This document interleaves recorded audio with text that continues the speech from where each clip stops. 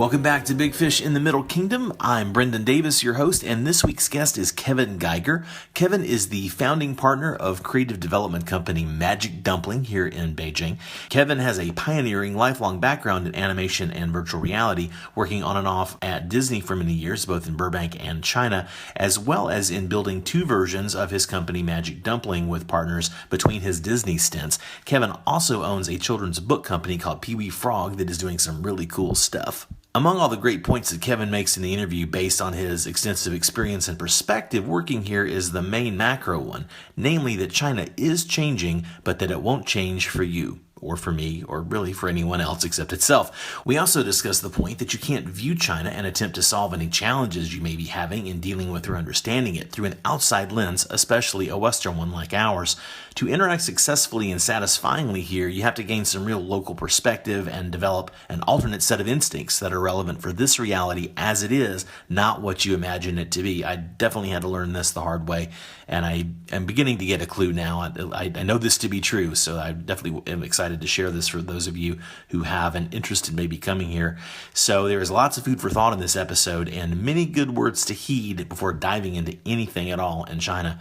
But this is not all serious, and in fact, it's mostly a fast and fun and hopefully funny talk. We had a lot of fun, and I hope you enjoy it. Links to check out all of Kevin's very cool enterprises are in the show notes. If you're a China-curious creative, this episode is especially a don't miss. Let me give you a quick update from my world. I am recording this intro from a hotel room in Zhengzhou, China, which is the capital of Henan province, and I am having a great time down here so far. I'm down here for a few weeks on a top secret mission, and I will fill you in more when I get back if I think it ends up in an interesting way to talk about on the show. But I recorded this interview last week before I left Beijing, so if you hear any sound quality difference, it should be pretty minor, but that's what's going on. Before we get into the interview, I do want to take a minute and tell you about our sponsor, Stackry. Stackry is the global leader in international parcel forwarding from the U.S. to anywhere in the world. The way it works is that you shop at any U.S. retailer, then you have your packages shipped to your Stackry address, and once everything has arrived there, Stackry consolidates your stuff and ships it to you anywhere you are in the world, even China, saving you up to 80% off the shipping costs versus shipping things directly from the store. Stackry provides free storage, same-day consolidation of your packages, and a tax-free U.S. address for you to use. I have an update on my own Stackry story if you've been listening so far. I see from the Stackry website that I've had one big batch of my items delivered to their warehouse in New Hampshire, and I have one last order that is on its way to them. As soon as everything arrives, Stackry will do their packing consolidation magic and get everything moving towards me back in Beijing. I'll update you as my Stackry story continues, and it's really easy to use their site and get yours started too. Sign up today via the link in the show notes and use the offer code BIGFISH, that's all one word, BIGFISH, at the checkout to save 10% off your first shipment. One last quick note is that I am actually going to change the rating of the show in the iTunes store and everywhere else. I'm going to change this from clean to explicit. Now, I'm not going to start doing a really raw, unfiltered show in the way that some people do, but I don't want to censor language, and specifically, once in a while, a guest or myself will let out one of the dirty words, and, I've been trying to beep it in kind of a funny way, but frankly, it just seems kind of silly, right? I think everyone listening to this is an adult, and if I lose any listeners, I hope I don't, but, the show's not going to become, cutting edge, gangsta or anything, but I do hope that you enjoy it. And a few notes, along those lines. You do hear a couple of words that if you have small children that you might be momentarily shocked, but it's a pretty clean family-friendly show otherwise still, so I hope that you enjoy it. Now, please check out my interview with Kevin Geiger.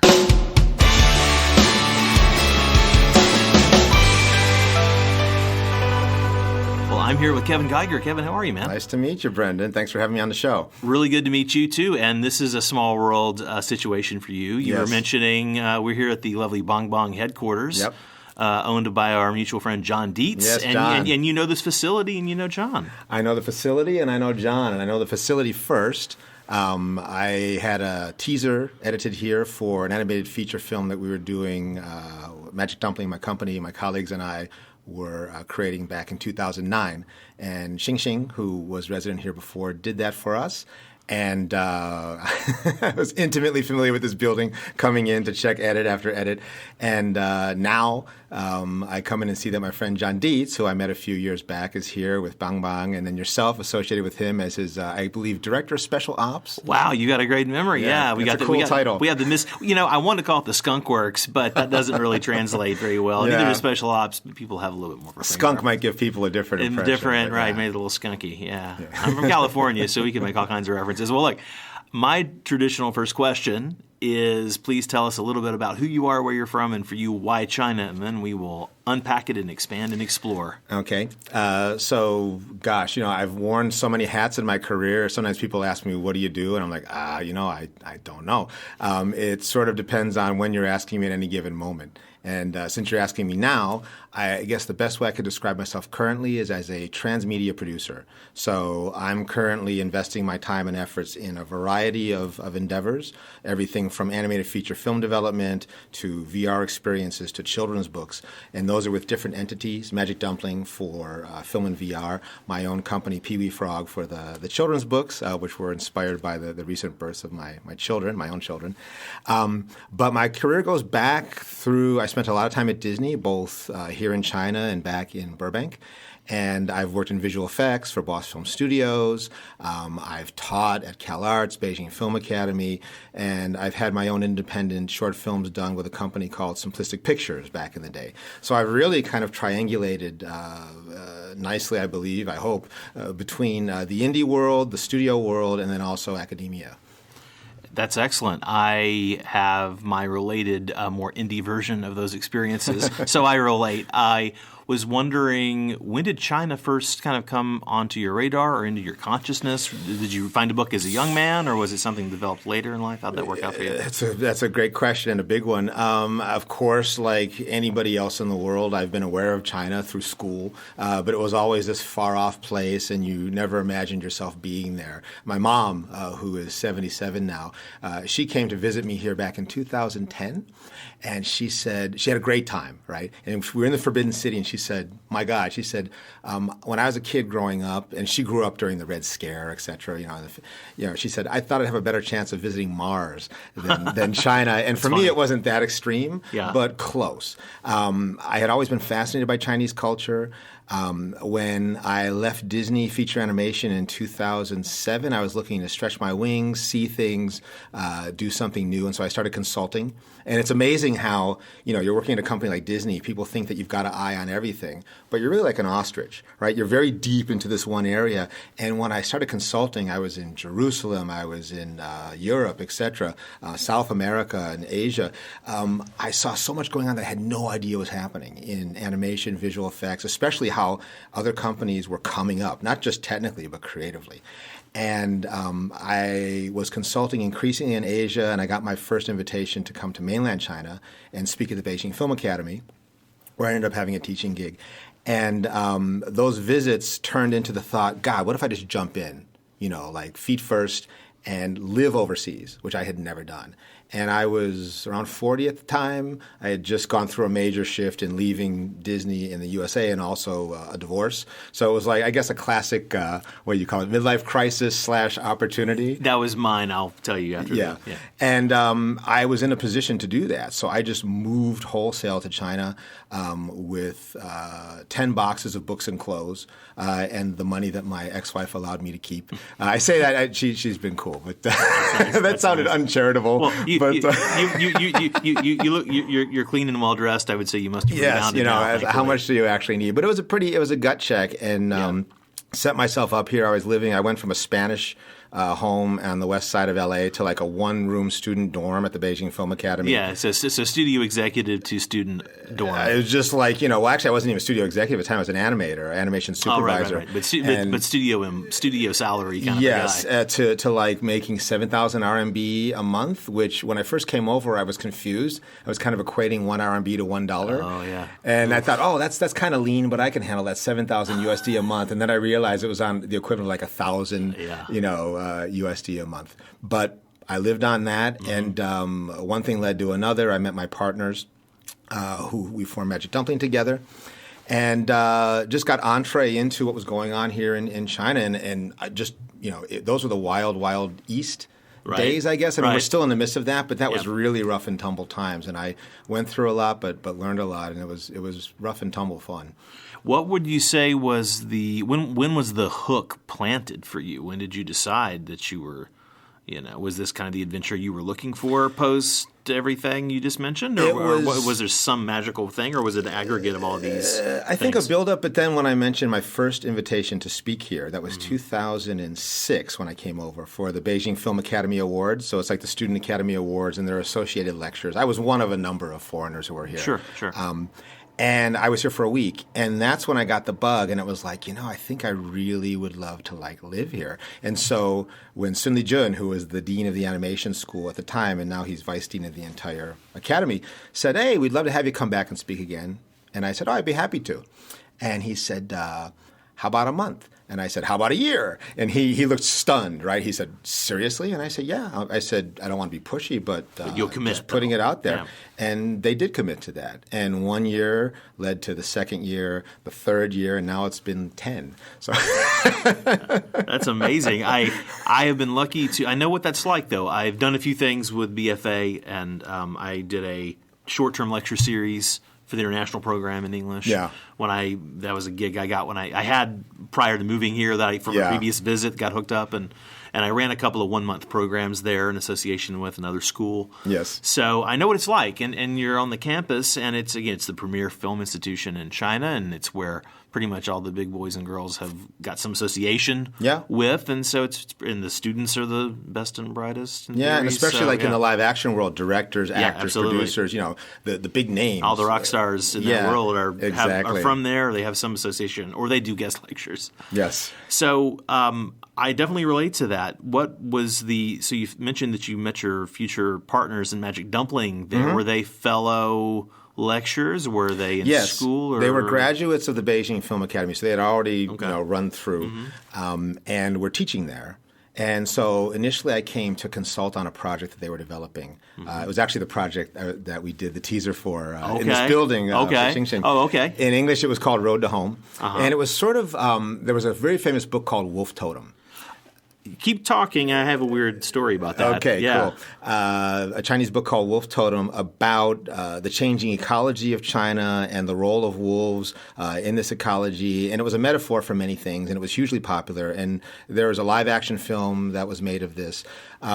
Before the book came out, my colleagues had this idea about – it was actually very similar. And so then when the book came out, they were referencing that and trying to draw good things from it, but also make sure we weren't tromping all over that territory. Okay. So I started out as a consultant, and then when I moved here, so I was consulting for a year from LA. Mm-hmm. So 2006, I come here. Hey, I think this might be an interesting place to be. 7, I'm consulting and visiting, and then when I mentioned coming here for a year, I didn't hit that switch until 2008 fall. So I moved here in November 2008. At that point, I shifted into co-producer mode on that film. And was involved with it very intently, lending my technical chops as a former CG supervisor and animator from Disney, but also increasingly being asked story questions. And I was the first person to admit, hey, I'm not the story guy, but what do you think of this? And that's when I really got the bug for story and for the creative side even more. Excellent. So this was the not Wolf Totem-ish. And this movie, we didn't end up making it because it actually was pitched to Disney in Burbank and got good coverage. We were dealing with a producer who said, this is like a Chinese Lion King, and they had ranked it very highly. But Disney was going through one of numerous strategic shifts. And so, long story short, they didn't end up moving forward with them. But it was one of the things that caught their attention, so that when I'm skipping over some things here, but jump to 2012 when Disney asked me to come in and run creative for the Disney China team.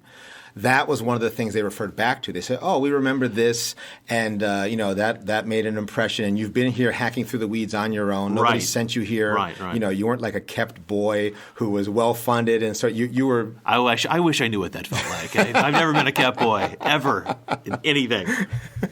So that was what led them to bring me in, and actually my colleagues, to run the Disney China team. But I'm skipping over the fact that Magic Dumpling became a content development company of some note. Outside of China. Yeah, no, I heard of you guys back when I was back in L.A. I mean, we're acquainted a bit, and we've had a lot of WeChat calls, but we haven't met yet. I was in L.A. 14 years. I started coming back and forth between here and L.A. about 5 years ago. I've lived here about 2. But I heard of Magic Dumpling when I was in L.A. I mean, you guys had an impression, We made did. an impression. We were focused on this one project, and I remember I was talking to a producer in Taiwan who said, you know what, I like what you guys are doing, but you've got one project, right? You really need to build out a slate. Yeah. And he said you should research like what demographics you want to hit, and he said give yourself a little bit of play so that you're not just focused solely on one. Mm-hmm. So we started building out TV shows and web series ideas, etc. So this is between like 2009 and 2012, and we incorporated ourselves in Beijing, LA, and Taipei. And the way that we did that, so one of our partners, actually the main partner, Yan Yi. You have a Taiwanese partner as well? He's Beijing, La Beijing, Right. Beijing guy. Right, yeah. So he is the owner of Magic Dumpling Beijing. Right. Our other partner, Wen Fong, who's now my wife, is Taiwanese, and so she was the legal owner of Magic Dumpling in Taipei. Got it. And then I set up an LLC in LA. Each was wholly owned by us individually. Okay. And we were tied together with contracts, basically. Sure. Magic Dumpling in Beijing, which is the only one that currently still exists, we consolidated recently for reasons I can explain. It's a wholly owned Chinese company. We've got the stamp and everything, and even though I'm involved as a partner, it's not officially a foreign joint venture. You're not a woofie or a JV. Right. Which helps us out a lot, especially in the current climate. Helps you on the mainland. Yes, definitely. Specifically. Definitely. Yeah. It makes things a little more. We're actually focused on the mainland now, but before we're trying to work on co-pros. International stuff would be trickier with that arrangement. Yes. Probably.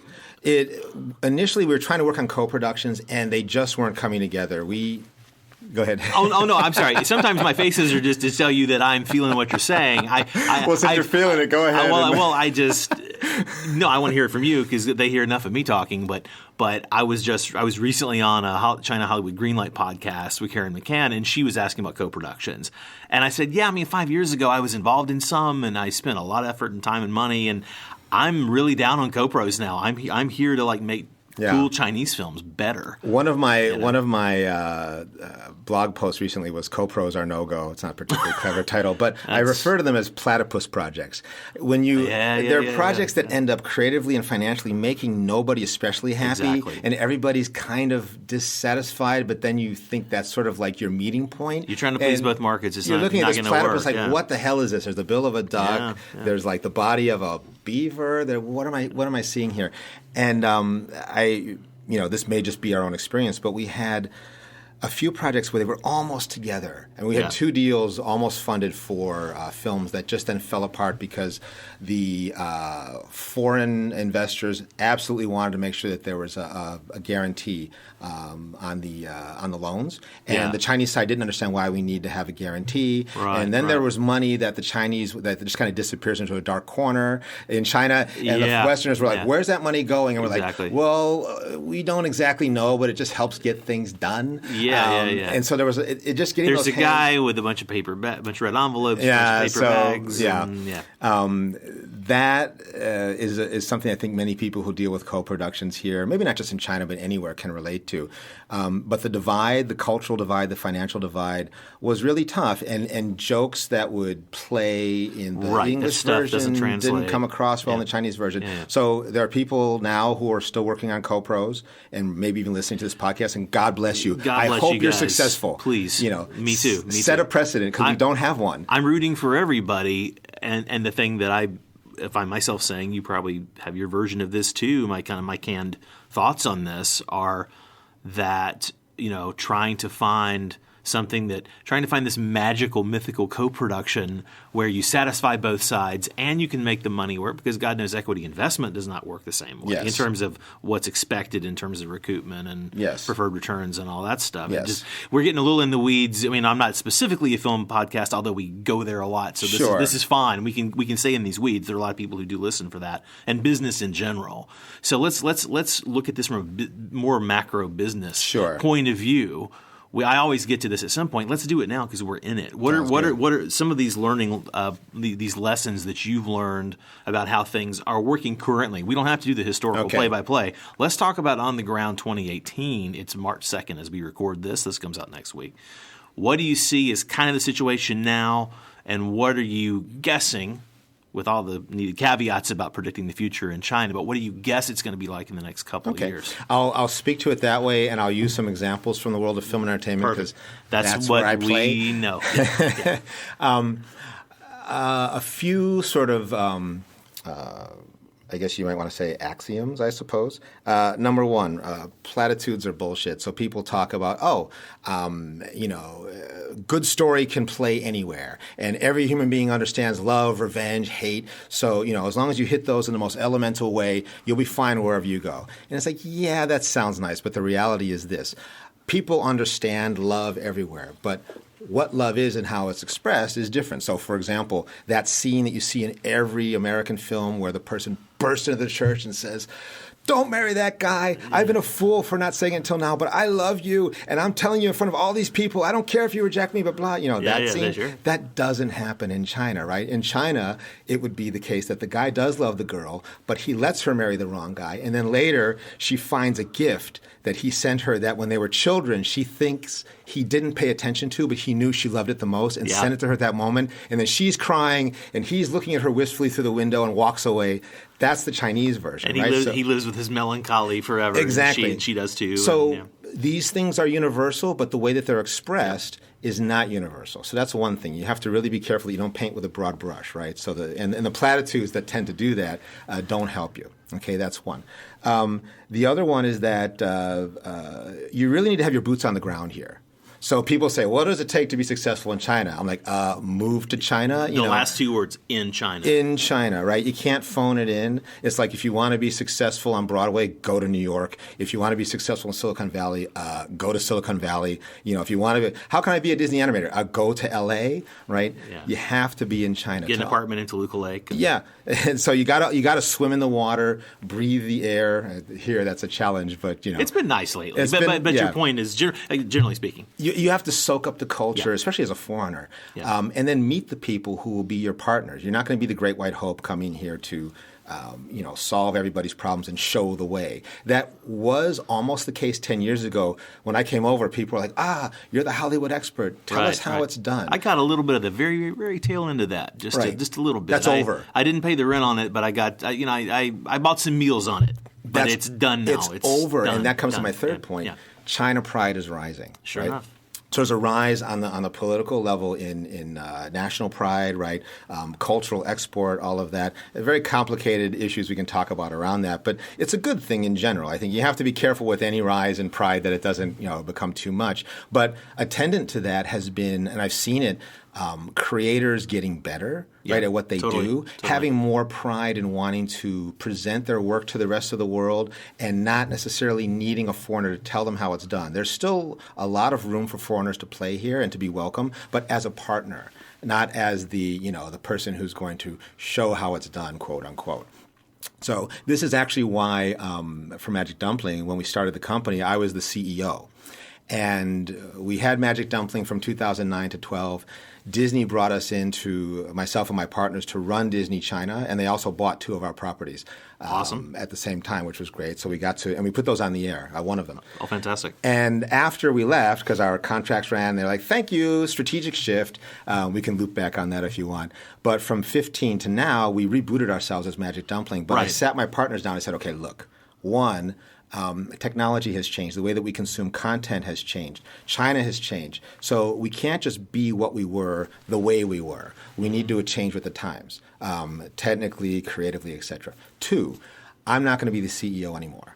I said, I'm the CTO now, the Chief Technology Officer. You're already the boss, right? Yeah. And he's a great guy, and he's a little bit shy. Not really shy, but a little more background than me. He's happier to. I'm very foreground, right? I said I totally couldn't tell. I think once you get over the shyness, you're going to be just fine. That's right. I'm actually sitting on top of the microphone right now. You sound great though. I don't want to. That's probably the wrong image to give people. Well, anyway, the point was that we need Chinese faces forward. Exactly. And this this isn't just for show. I mean, he was already the owner of the Beijing entity. And he's also the head of story, etc. Right. And I said, I want to get you out there and up front. And he actually understood and said yes. Sure. So we just did a little bit of rejiggering. So the point for anybody, forget about what I'm talking about with entertainment. If you're a foreigner and you want to come to China, come on over. Be ready to be patient. Challenge your assumptions. Don't take anything for granted. Don't expect to be treated like royalty. Read your blog, listen to my podcast, and all the other good ones that are out there, of which there are a handful that are worth dumping in your brain. And then follow your gut. Find a good friend who you can trust as much as you can. Listen to them.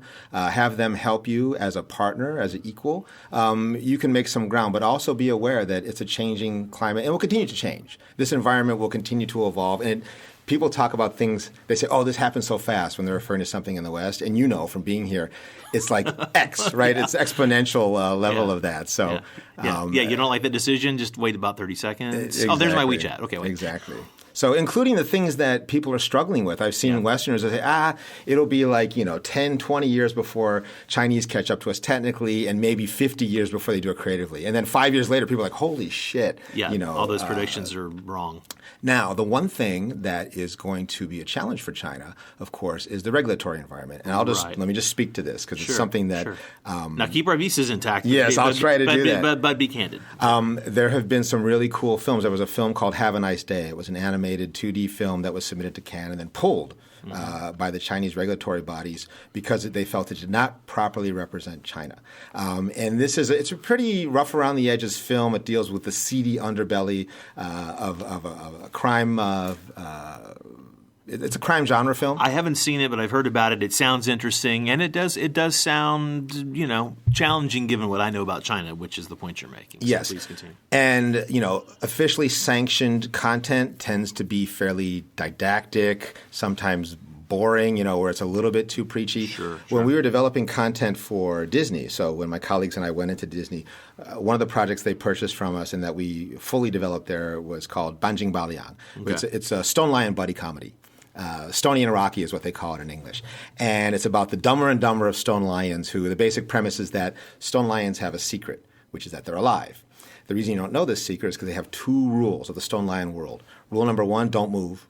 Rule number 2, don't talk, right? So you don't give up the jig. So stone lions fight against supernatural threats and also just daily problems that you might encounter, but they do it on the sly. So you look away, they handle the problem, you look back, it's like nothing ever happened.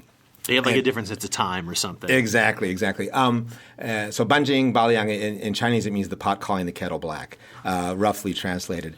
We, as I mentioned, we're developing that for Magic Dumpling. Disney really liked it, purchased it from us. We continued to develop it for them, released it. The challenge we had was keeping it fun and relevant and snappy, but also making sure that it had a good message in terms of social values, family values, because this was actually Disney's first officially sanctioned. They call it a co-production. So even though I'm saying co-productions, no way. Well, but there are ones that work and there are ones that have worked historically, and this is past tense. This was Disney China, and then Shanghai Media Group was the co-production partner. They were the local. Yeah. Okay. Yeah. And it's officially sanctioned by SARFT as a co-pro. Disney's first TV co-production in China ever. So well, Disney's I'm sure there are lots of good reasons. Disney would be the brand I think they would take the chance on because of Disney. Especially then, I would think. Yes, but it was released. Disney's name is there, but it's not so prominently displayed. They try to keep that on the QT just to be on their P's. They want it to be more locally focused. Exactly. Yeah.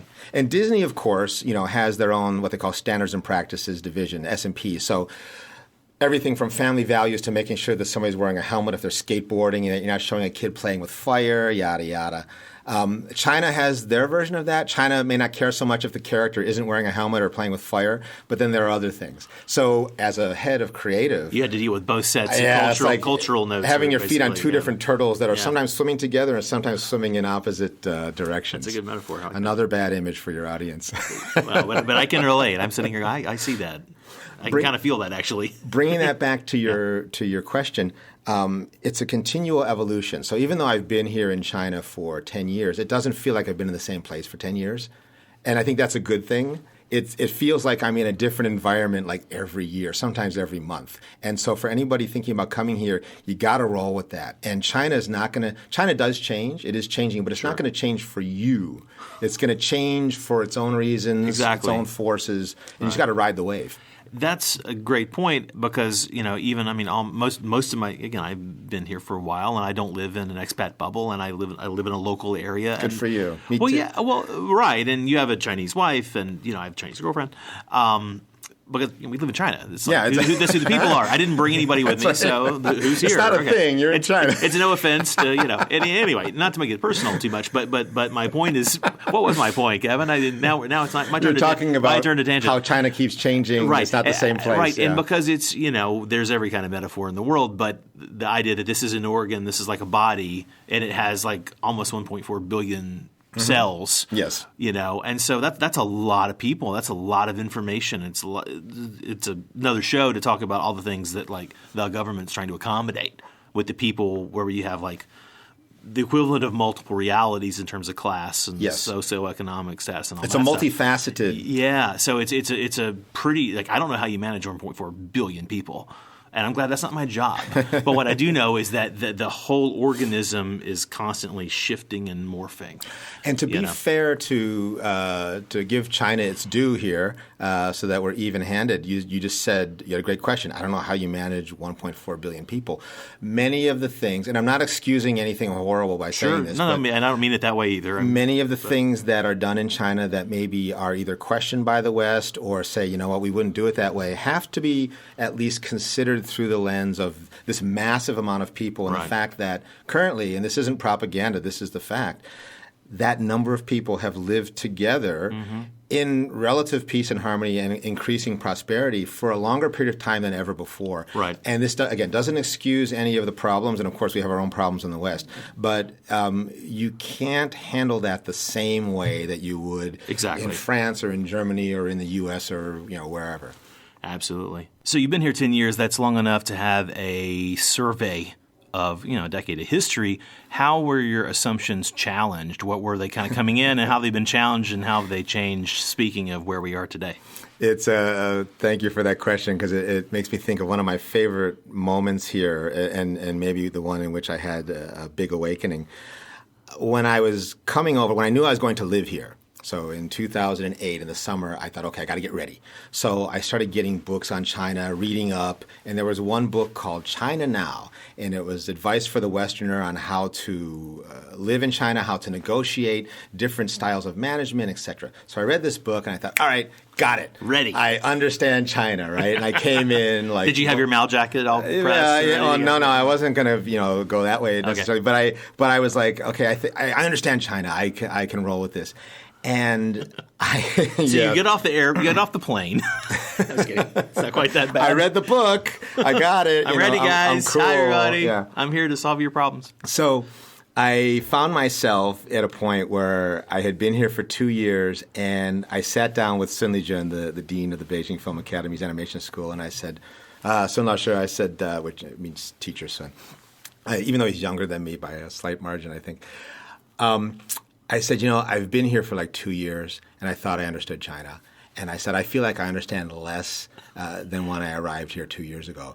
And he laughed, and he said, he said, that means you're becoming more Chinese. Yeah, and I thought to myself, okay, this is a learning point. And he meant it, too. And I can relate to it, because I'm coming up on 2 years of actual full-time living here. Yeah. Congratulations. I haven't set foot in the States in a year and a half.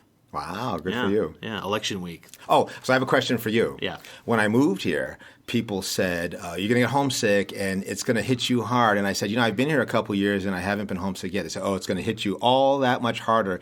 And it never did. I don't know what it is and if that's been the case for you, but... So your question to me is, have I been homesick? Have you been hit by homesickness since you've been here? Moments, but without... I appreciate the question. I'll give you an answer. I'll give you an answer. I won't make the whole show about me, but I definitely, there are certain things. I mean, lots of people, of course, lots of people I miss and whatnot. But I'm from a tiny family and basically raised by wolves. No offense, Mom. No offense, Mom. She knows I'm kind of kidding, sort of. She did her best. But I've been very independent, very much on my own a long time. And so, you miss friends and certain things. Look, I'm from California. There's a certain lifestyle. I mean, we're from, we're going to fist bump right now, although I had to cue. Without hitting the mic. Without hitting the mic, exactly. That was the tricky part. But, so there's certain things I miss, right? But no, I don't plan to ever I'm not saying I'll be here forever, but I plan to have as long as they'll have me, I plan to have a foot in China for the duration, and my other foot will probably be, New Zealand or something. So no offense to the States. I mean, I still love my country despite our problems, the giant orange one currently. From my point of view, won't drag you into politics. No, I'm with you. Okay, but so no offense to anybody back home who voted because they wanted lower taxes or something. But you make your bed, you lie on it anyway. Yep. Sorry, let me get back to this. So the point is, it's kind of actually, I'm saying this sort of tongue in cheek, although of course very serious. The bottom line is, unfortunately, that might have been true for a lot of people, and I think it depends on where you're coming from.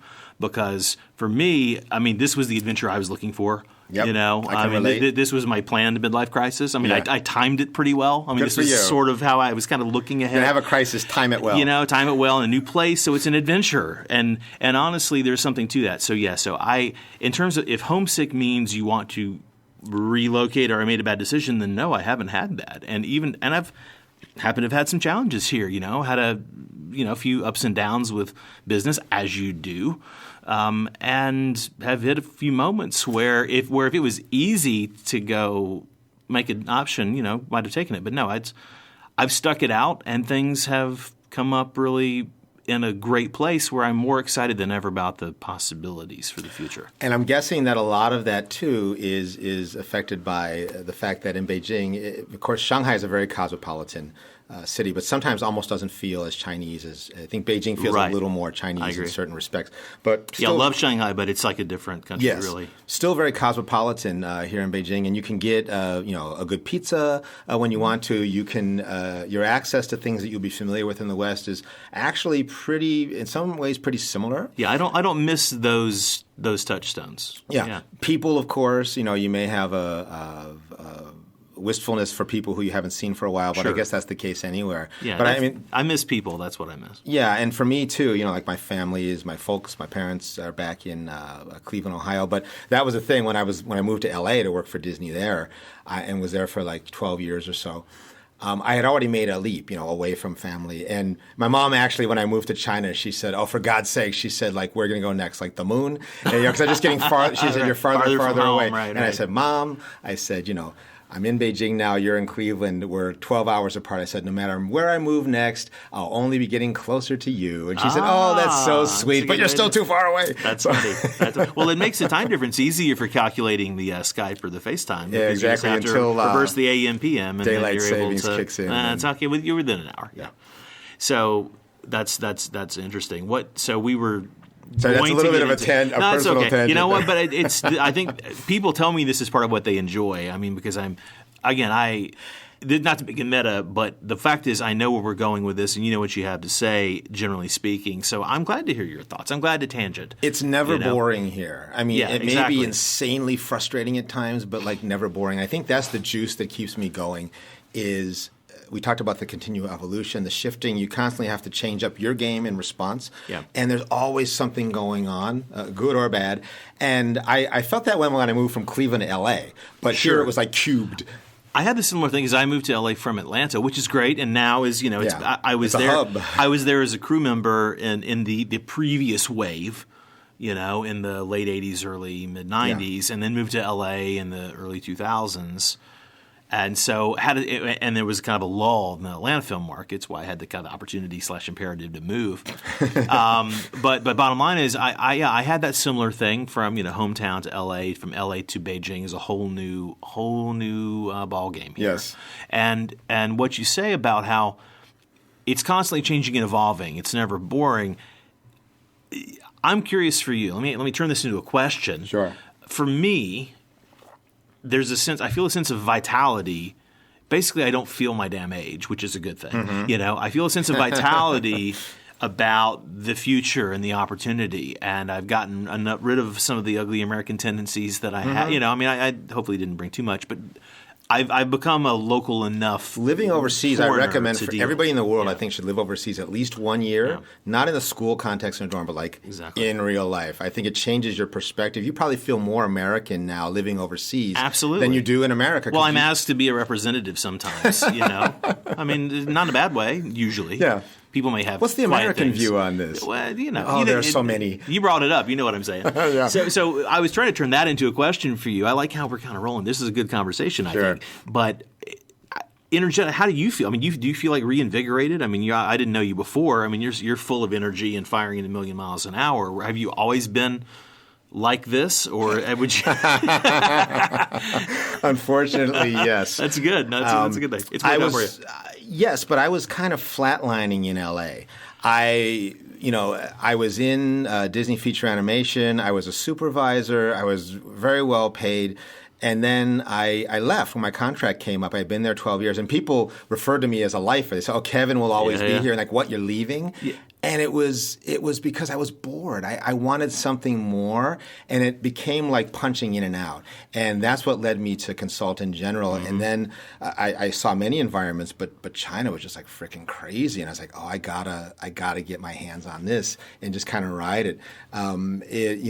Everything about China was just so invigorating and interesting and different than what I'd experienced before. And as we mentioned, that continues to be the case. So and that did reinvigorate me. It made me, it's funny that when I'm in my indie mode here, I've gotten slimmer. People say younger. When I was in corporate here at Disney for 2012 to 15, when I was a vice president of content, I bloated. Oh yeah, because of the stress of that role. I'm coming off some bloat. I had about a year of a executive job, and the traveling, rebuilding and the executive meals. Yeah. It was just like it was hard not to. So I've slimmed. I actually lost 11 kg. For those of you who are listening in the English system, that would be 25 pounds. Something like that. Yeah. After I left Disney. Wow.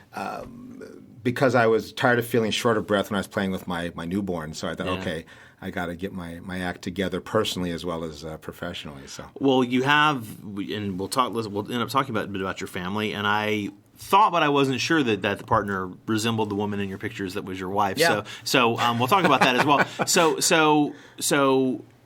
Personal life, professional life is very integrated. We were kind of, you were sort of looking in your crystal ball a bit, and then I think we went into another interesting alley. But what do you sort of think is coming down the road, macro business wise, and then specifically, obviously, you've got your top secret stuff that you can't talk about. But generally speaking, what you can talk about, what are you and Magic Dumpling and the gang thinking about moving forward? Great. Macro business-wise, we talked about the rising pride of China, the rising proficiency of China in terms of what people are able to do, and the growing market. You've got a market now where, talking about for film and entertainment, the amounts of money that can be made on an opening weekend or so forth are on a par with what is or outdoing what's generated in the West, and China will be the number one film and entertainment market soon. And other areas, virtual reality, industry, manufacturing, we see all of these racing ahead. So China is no longer satisfied to be like the service sector for the world, right? But really wants to take matters in its own hands and be the creator, the innovator. China is still not really, and I'm speaking with a very broad brush, China is not really as much an innovator as a fast follower. Mm-hmm. You'll still see many companies who, fast follower is a polite way to put it sometimes, but who will see something going on in the West and then do it better, faster, cheaper. And they still, as much as Chinese want to do things the Chinese way for China, will often say, what's the precedent for this in the West? If you're pitching a business idea or a film, that's nice. Anybody doing anything like this in the West, they always want to have that touchstone as a point of reference. I think it's...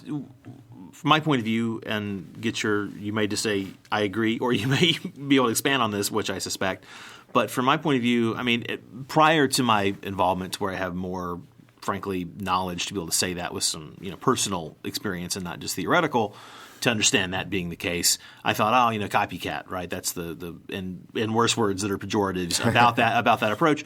But my take on it, having spent the time I've spent and knowing the people I've gotten to know here, is I look at it as, they're just they're looking for comps, comparables. They're looking for proof of concept that something worked. They still have to localize it. The things where they just do a straight copy, that doesn't typically work here. You have to adapt. So my what I see, at least, the people I know enough or the companies I follow or have some insight into to have an opinion on, are that they have to not just be inspired, but they then have to do a not insignificant localization process.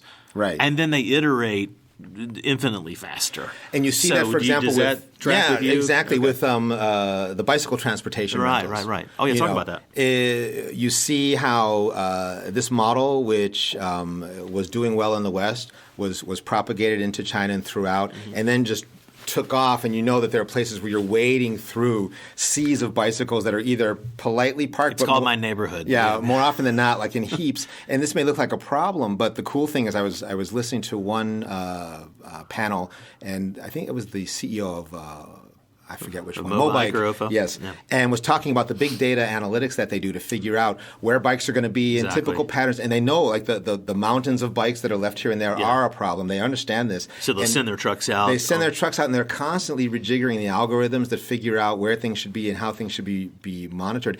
And the cool thing is when you're living in China, you can see in real time these adjustments being made and Absolutely. the impact, good and bad, of we made a good assumption, or hey, we made a poor assumption. And that, again, is what's fascinating, is like you're living in this laboratory of technological innovation and change. And, you know, there's some pinching that happens when you've got too many things going on in one place. But it's fascinating to sort of like that stimulation of being in that and being a part of that is really cool.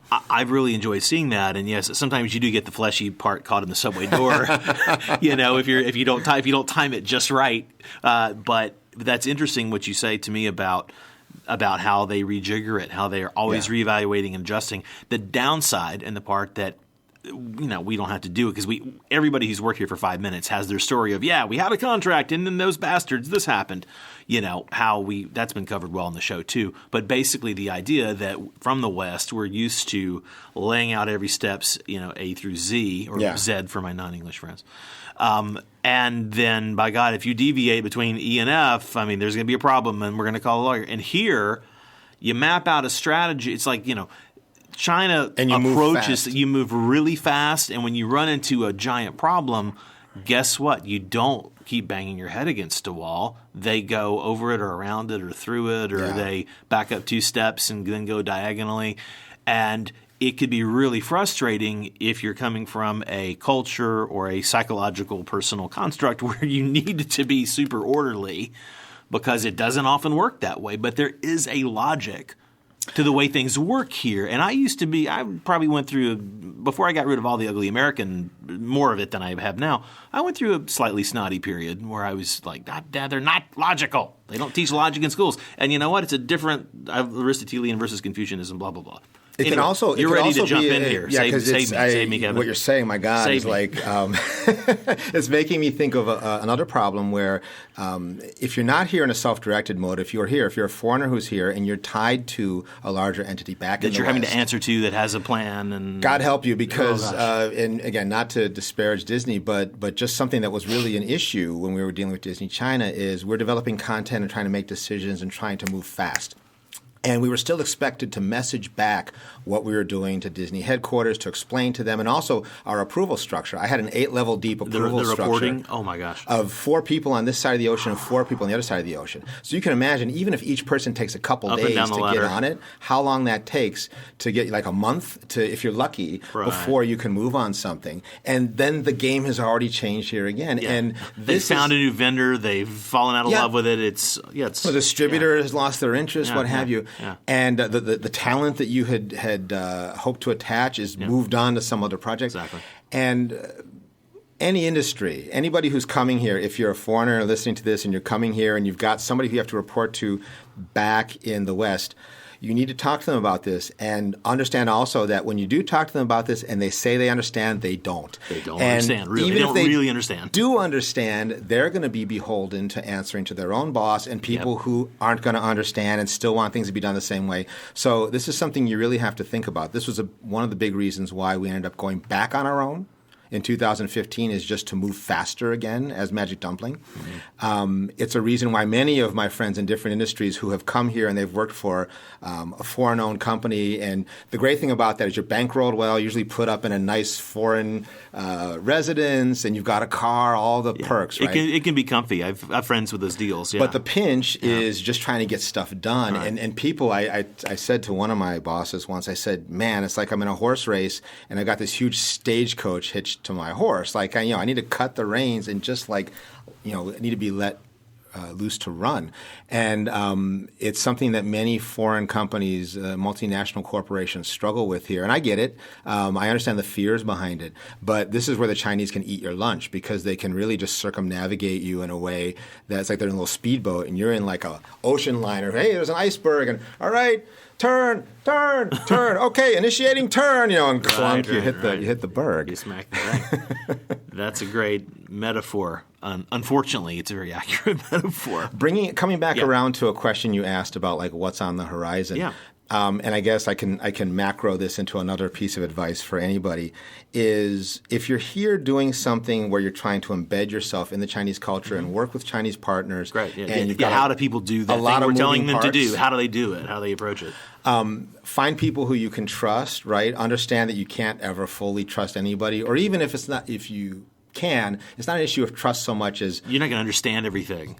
Aligned interests and interests personally and professionally aligned and unaligned, etc. So you've got to keep and also these things take time. People come here thinking, oh, there's so much money in China and we hear about all this. Yeah. It's not going to be dumped on your lap, right? You really have to go after it and find it and convince people. Asking somebody, would you like to watch this? Oh yeah, sure. Okay, how about if you had to pay 1 RMB? You suddenly lose a bunch of people even for 1 RMB. And then if you want to go up to something that actually sustains the development and the production of that, you really have to look hard. So you have to have patience with that, and you have to have a side game. So I think for what I've been doing is that as I've been working with Magic Dumpling on the film ideas that we're developing and pitching to investors and story meetings and then the VR stuff with all the moving parts and the trekking around and pitching and revising and so forth, is having something purely for myself that is satisfying to me creatively, also business-wise. If things change so much that I need to bail, like it's like, all right, I'm done, that it's portable and I can take with me so that I'm not starting over from zero, but that I've laid some groundwork for something that I can run here, but I can also run somewhere else. And I think having those dual tracks, for me now, that's been very important. And since I work from home a lot, because I have I've got a 2.5-year-old and you have a newborn. Yeah. I want to make sure that there's a certain amount of work that I can do from home to be with them, and that, of course, the other half of my day I'm out and about, such as here. It's a good mix, and I would recommend for anybody to make sure that you've got more than one iron in the fire on that front. That is fantastic advice, and it's actually advice that I've been putting into practice as well. And I won't get into this too much on the show, but I'm basically working here with my friends and colleagues on various of their projects in sort of a developmental role and doing some research stuff. And I'm also doing kind of my own things within – I'm sitting in my office here, but I'm developing my own things. And I think that, honestly, this podcast, which I've talked about this a lot on the show, if people listen a long time, they've heard me say this. But, of course I do it for all kinds of reasons to be able to practice what I preach about sharing information, which is something I'm a huge believer in. But I get to learn so much and expand my knowledge. And you talk with people like you, and the fact is that something that someone might have said a year ago or coming up on a year anniversary suddenly resonates. Exactly. There's that. And there's also things that people thought were truisms that were really going to doesn't hold fast, and it doesn't apply. So I think I could do this show. The point is I think I could do this show basically forever if I so choose, But I'm also looking to expand this into more of a consulting, because I've done consulting on and off for years in different capacities. So I think there's some ability to do that. Just so you know, about a third of the show, and for the audience listening who may be curious, as best as I can tell. I know I'm in about 83 countries now, which is crazy. Cool. But roughly a third of the show is China, but roughly a third of the show's the audience is in China. Roughly a third is in the States, and then the third's everywhere else. Spread out. And it's also, I get a sense, and this is completely non-scientific, I get a sense from feedback and people I know who listen, who engage with me anyway, that there are a lot of people listening for the reasons we were talking about earlier about here's what you need to know if you want to do this thing. Or they're here already and maybe they've hit a wall. Or, to your most recent point, I'm bringing this back around, watch what I do, where having basically a side gig or a side hustle or something, because there are people I know who came here for a thing, and that thing has either ended or grown stale, or and now they like, what do? I love being here and I love trying to make it work. but my old paradigm doesn't work anymore. So what do I do? So how do people are dealing with that? This is probably good advice for anybody anywhere in the world. In China, the things that are promised to you, you're probably not going to get. Okay, number one, you need to be here. You need to have a game, be running a game that you're benefiting from by being here, but you're applying in your own way, under as much of your own control as you can for your own reasons. And I'll give you an example. I've been in situations where I was asked to consult on something. And they say, we want you to consult on this thing or whatever. There's like a 20,000 RMB fee, which is about 3,000 US dollars. I'm like, okay, cool, yeah, I'll do that. And then next year, hey, we'd love you to consult again, 10,000 RMB. So the price is now half, right? And I was like, okay. And then the third year, could you do it for free, right? And this is when you had been told initially, you know what? The opportunities and the money are only going to get better and better. And actually, the money part was actually reducing. There's a saying, they say, a monk from a distance is more beautiful. And the other one, familiarity breeds contempt. Yes, exactly. There's Kevin again. He's always here. All right. He's going to be here, so why pay him? Because he's already here. There is that little downside. There's that. Wait, you're local. It's like, I see you at. Just take the bus over and exactly. Give us. There was one person who invited me to talk on a panel.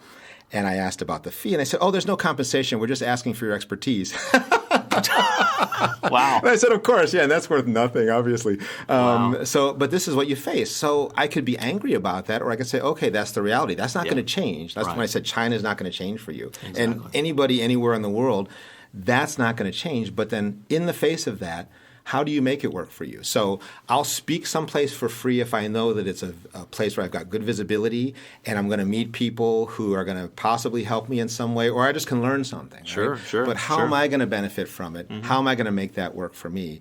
And, related to that is just the fact that there's no security with anything. Friends of mine who say, I could never do what you do like as an entrepreneur because I need to have a secure job. I'm like, well, how secure do you think your job is, right? Yeah. You can be cut. I think most people kind of know this now. I've got a lot of friends who've had that unfortunate wake-up call. At the worst possible time. Like you're it's 58. It's never good. And it's like, exactly. I lost my job, and who's going to hire you at 58, Exactly. right? You're kind of done. And for me, I'm 52. I'm 50, yeah. I'm told I don't look it, but I'm 52. You don't, and I'm 50, and you don't have to tell me. I know I don't think about the fact that I'm getting older, and in this business, especially entertainment, people look for the young guns. And there's going to be a certain point, maybe it's already happened, where people are going to say, we'll hire somebody, Kevin, you're great, you've done a lot, but there's this guy who will sleep under his desk, and I'm not going to do that, right? So that was even more incentive for me to do things entrepreneurially that are under my control, because control is a big word, right? Yeah. But I am, as much as I can be, the master of my own destiny, and that includes work-life balance and everything else. That's the right way to approach it, I think, because it keeps your it keeps whatever degree of sanity you have your intact, soul, and, all of that. Right. So bringing us back around to Magic Dumpling, and like anyone with a production company, there are things you can and can't say. So I'm not trying to dig for the things you can't say, but kind of what is your approach and your strategy, and then just bigger picture, longer term, what are you thinking about with yourself here in China? So with respect to Magic Dumpling, and we're more specifically a development company. So even though we come from production, I have a lot of production experience, we're focused on IP development and creation, which could potentially pay off big, but also you burn a lot of cash on ideas that may or may not, catch people's interest. When we were in our 1.0 incarnation from like 2009 to 12, the pre-Disney bit, we were focused, as I mentioned earlier, on co-productions. After our Disney gig, after 2015, we decided to focus purely on the mainland China market. One, because we really felt that creatively we should just focus on something that's resonant within this culture. Two, we saw that there was actually a market now that could support doing a film only for mainland China or doing a game only for mainland China. Prior to like 2010 or so, it still wasn't big enough to really make money in that way, on this market only. But now we're in a situation where that's clearly possible, and we've seen some incredible examples of that.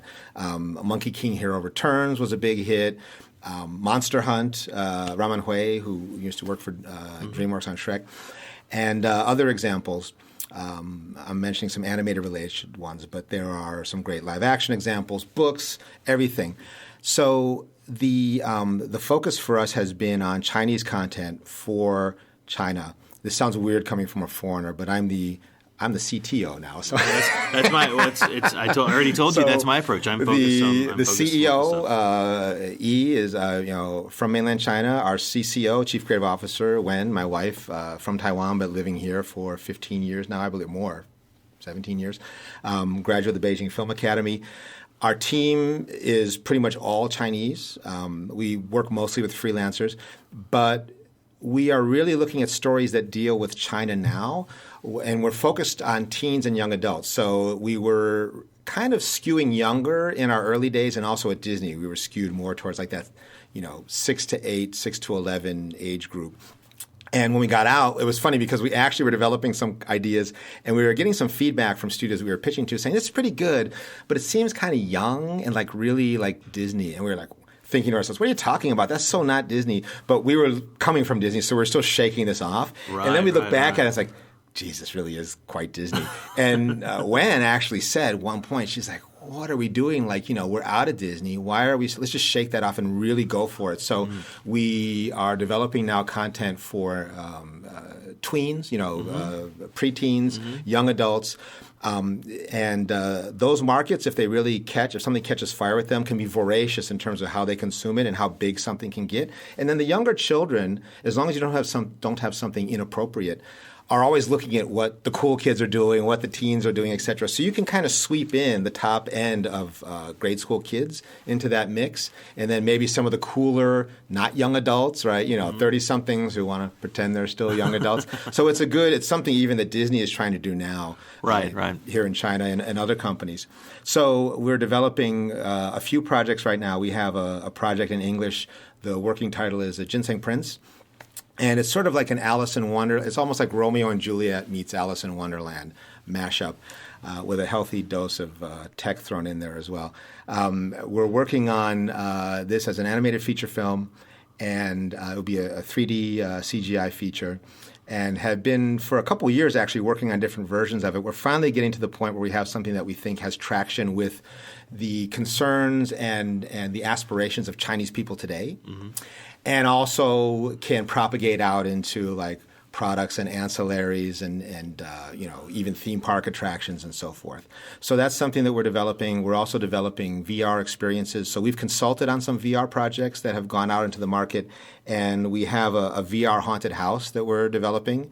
It's set in a hutong in China, courtyard home. I saw that in you shared for background some information. That looks really, really pretty cool. It's on a par with like people may be familiar with like what The Void has done for Ghostbusters, where you have sort of like a mixed reality experience where there are some physical surfaces that you can touch that are synchronized to the digital things that you're seeing in VR, and that gives you that sense of tactile responsiveness. And the cool thing about Ghosts is it solves one of the problems in CGI, which is that if you're in one of those experiences and you can feel the table, but then a T-Rex is running towards you, and right when it's about to hit you, you go to touch it, and you feel your arm, or you don't feel your arm touch it, right? Your arm goes through it. It breaks the illusion because the physical, the zombie, whoever, sure. I'm in VR. If you're going up against ghosts and they go right through you, that's what a ghost would do. That's what they do, yeah. So it's kind of a cool way, sort of the same way that Pixar in their early days was doing toys and bugs and cars and shiny object film number 4, right? To deal with some of the limitations of the technology at the time. And of course now we've progressed past that. Sure. VR and VR practitioners are looking at smart ways to deal with the quote-unquote limitations of the medium so that they don't break your suspension of disbelief in that process. So we've got that going on. We have a two-dimensional TV series. The English title is Papa Penguin.